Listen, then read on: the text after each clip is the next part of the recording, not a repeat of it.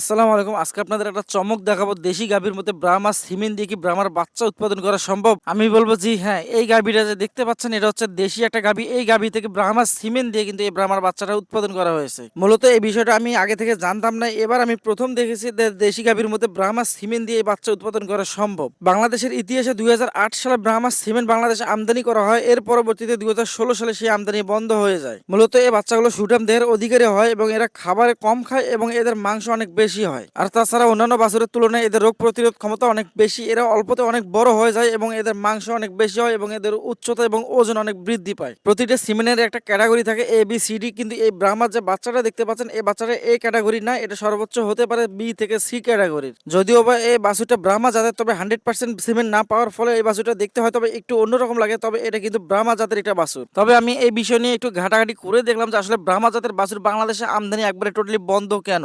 যেহেতু বাংলাদেশের কোথাও ব্রাহ্মা জাতের গরু বা বাছুর পাওয়া যায় না, সেক্ষেত্রে যে পরীক্ষামূলকভাবে যে বীজ বা সিমেন্টগুলো পাঠিয়েছিল এগুলো আমাদের দেশের মানুষ বিভিন্ন গরুর বা বিভিন্ন গাভীর মধ্যে এইগুলো প্রয়োগ করে থাকে, যার ফলে গাভীগুলো দুধ দেওয়া কমিয়ে দেয় এবং দুধের ঘাটতি থাকে। সে কারণে ২০১৬ সালে এই আমদানি বন্ধ করা হয়।